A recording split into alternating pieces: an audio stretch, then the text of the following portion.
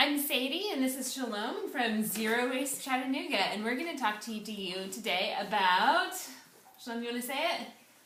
Plastic. Yes, zero waste wrapping paper. So you might think it's just wrapping paper, what's the big deal? But Americans make 25% more trash during the holiday season, and I have some stats here. We spend $9 billion a year, $9 billion with a B, dollars on wrapping paper every year. That's crazy. And then if you think wrapping paper, it's just used once, wrapped a paper, and then put directly into the trash. That doesn't really make any sense. Even tape, you think, well, I'm just using one little piece of tape. But not only is the tape made out of plastic and wrapped in plastic and comes in a shrink-wrapped pack of plastic, if you just use a half a roll, you might think I'm just using a little bit. But Chattanooga has a lot of people. I looked it up. If everyone in Chattanooga just used a half a roll of tape this Christmas, we would be throwing away 83,000 rolls of tape. And that's just in Chattanooga. Imagine 83,000 of these. That's a lot. So you don't want to be a part of the problem, you want to be a part of the solution, and so we're going to talk to you about that today. Number one. So the first thing that you can do to reduce your waste this Christmas is follow one principle that's used a lot in zero waste, and that is, Bea Johnson says it well, the most eco-friendly thing is that which you already own. So if you're like me, you already own some wrapping paper from previous years. Maybe you even already own some tape. Just go ahead and use it up. Try not to buy anything new to wrap your presents this year. Just use what you already have. Or, my family, we have all of these Christmas bags. If you're like me, you probably have a box full of Christmas bags from previous years or from birthday parties and stuff that you've saved and reused. And that's great. Just keep using them. My family has some of the same bags that we passed back and forth from each other every Christmas for years. And that's really a great way to do it. So the first thing is reuse something that you already have. Then, can you say number two? Number two. So the next thing that you can do is repurpose something that you already have. So yeah, Shalom has this is paper out of Southern Homes and Gardens. This will make really great wrapping paper. We pulled it out of the recycle bin from my grandma, and it'll be great. Another thing you can use is there's Christmas tins, or you can find baskets. There's all sorts of things you can reuse to wrap a gift. Or even one of my favorite things is a pillowcase. A pillowcase actually makes a really great wrapping paper. You can repurpose a bow to tie on the top of it for a large gift, and it works really great. So the second thing you can do is to repurpose something that you already have.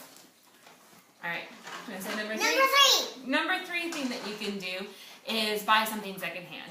We were at the thrift store today, and there are so many gift bags at the thrift store, like you really don't need to buy anything new.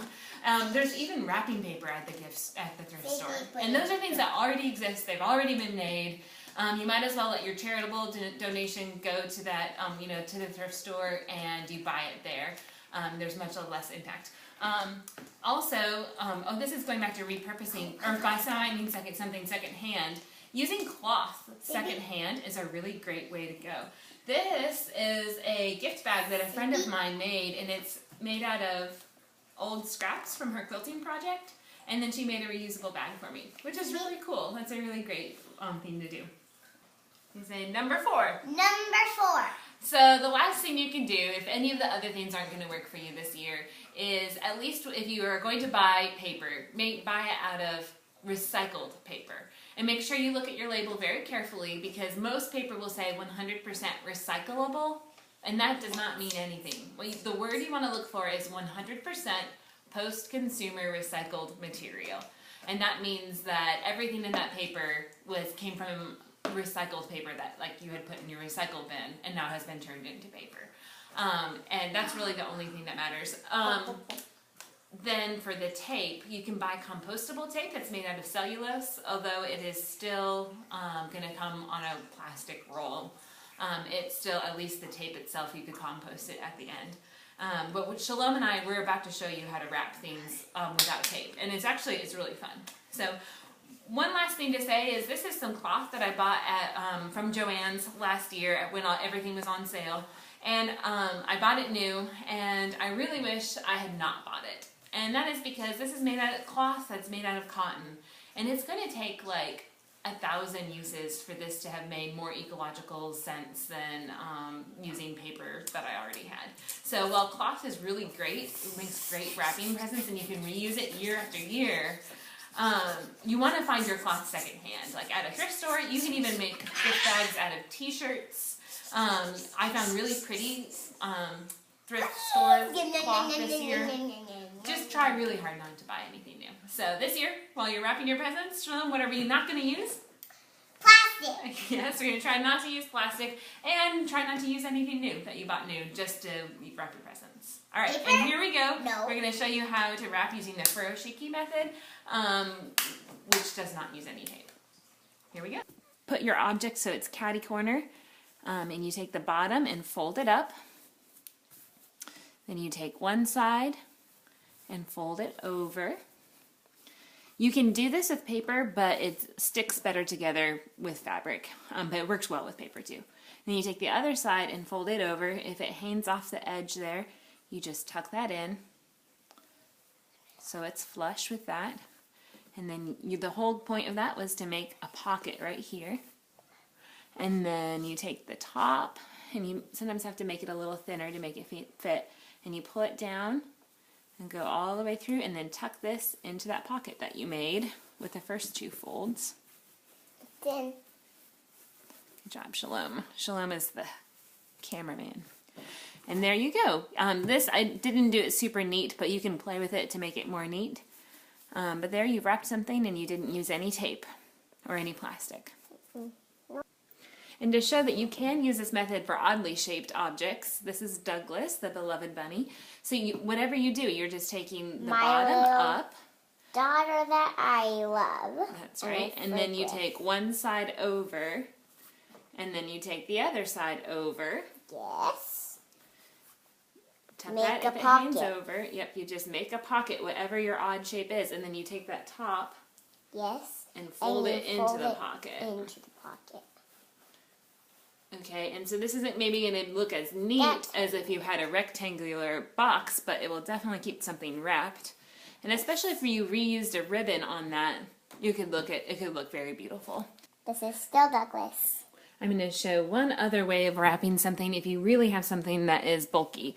And so I already did one half of it. You take your square and you take two ends together and you tie a knot, just a square knot, so over, under, and then over, under. Oops. I'm not going to get your head in it. And then you do you've done that on both sides. And then you take this knot, and you see how I have a hole right here? You take this knot and you pass it through that knot. So it comes down like this. And then there you've made a cute little wrapping. It almost looks like It's a basket. Yes. And then you make this bow look really pretty, and then you have a little handle, and that is a really cute way to wrap something, especially something that is very oddly shaped that you can't do the other way. Now can you hold it for me and She wanted me to show you how it looks when somebody's holding it. It really is a fun way to wrap things, especially for kids. Chattanooga used to be known as one of the dirtiest cities in America. And then a bunch of Chattanoogans got together and cleaned it up.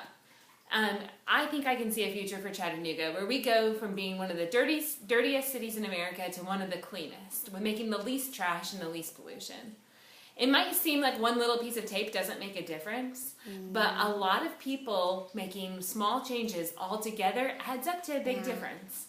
So while you're wrapping your Christmas presents this year, try to think, what can I do this year to make a small difference? And if we all do that together, it will make a big change. Thank you. Thanks for watching, and you can check out my blog, Zero Waste Chattanooga, for more information.